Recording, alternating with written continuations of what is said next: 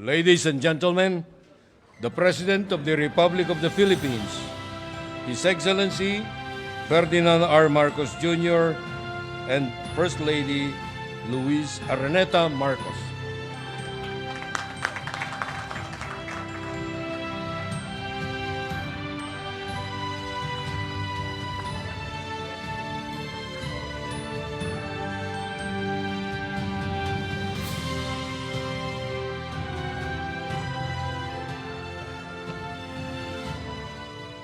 Good afternoon, ladies and gentlemen. Please take your seats. Vice President Inday Sara Duterte, were what I call our secret weapon on these trips is former President GMA, the Speaker of the House, Speaker Martin Romualdez. Is the Ambassador here with us? Ambassador, how good to see you. His Excellency Huang Xilian, the Ambassador from the People's Republic to the Republic of the Philippines, members of the Cabinet that are here with us today, and of course, our First Lady, Lisa Marcos. You know, I have to do that, otherwise I have not completed my duty.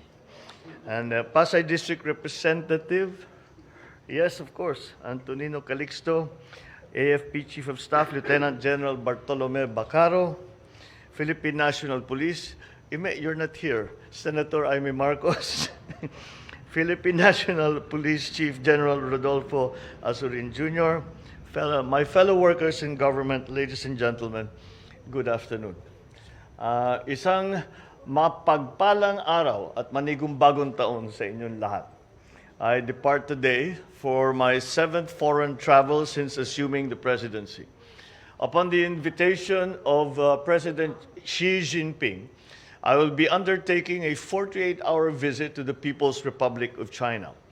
Significantly, this will be my first bilateral visit to a non-ASEAN country. I took a similar journey to China as a young man several decades ago, and I was witness to a historic milestone in Philippine foreign policy as I accompanied my mother, former First Lady Imelda Marcos, in 1976, as she laid the groundwork for the establishment of diplomatic relations between our two countries.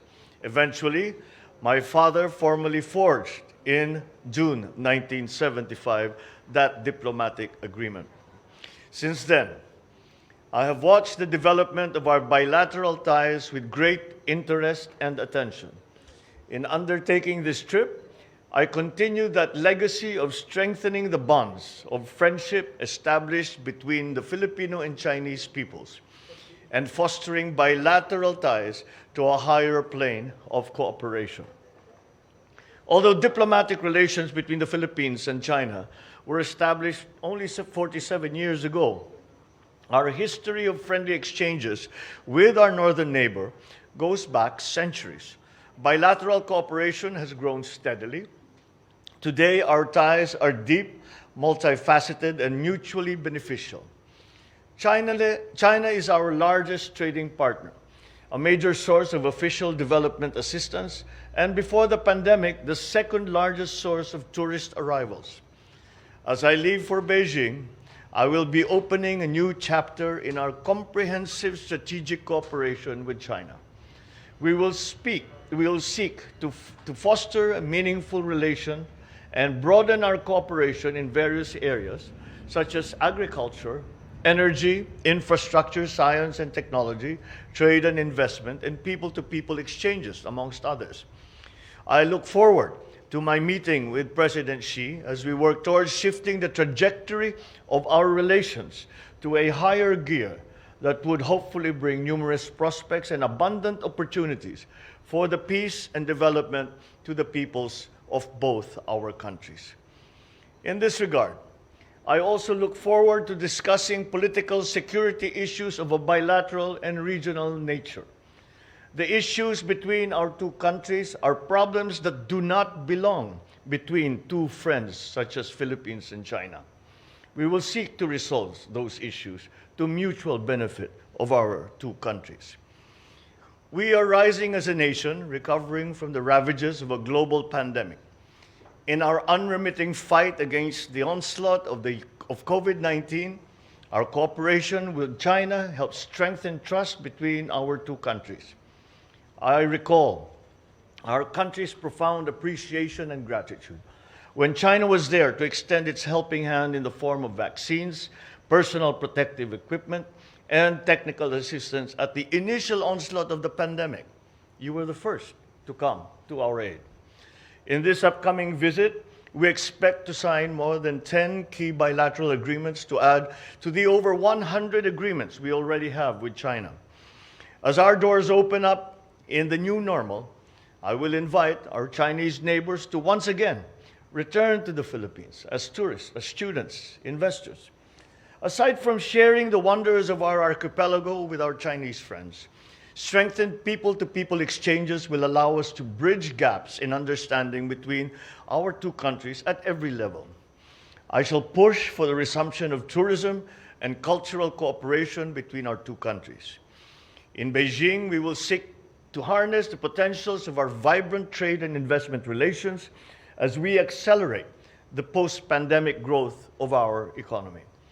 In these meetings, I will be joined by key private sector representatives who have been and will continue to be our partners in boosting our economy. I hope to return home to the Philippines with a harvest of agreements and investments that will benefit our countrymen and further strengthen the foundation of our economic environment. As with my previous state visits last year, we will continue to pursue initiatives in the priority areas that we have identified: the agricultural sector, the guaranteed food supply, the guarantee of prices, of food prices that are affordable to all Filipinos, our long-term strategies and plans on energy, particularly renewable energy, and our long-term plans for our nation's emergence into the new global, sustainable digital economy. Thank you very much, and wish me luck on this very important trip that we are taking.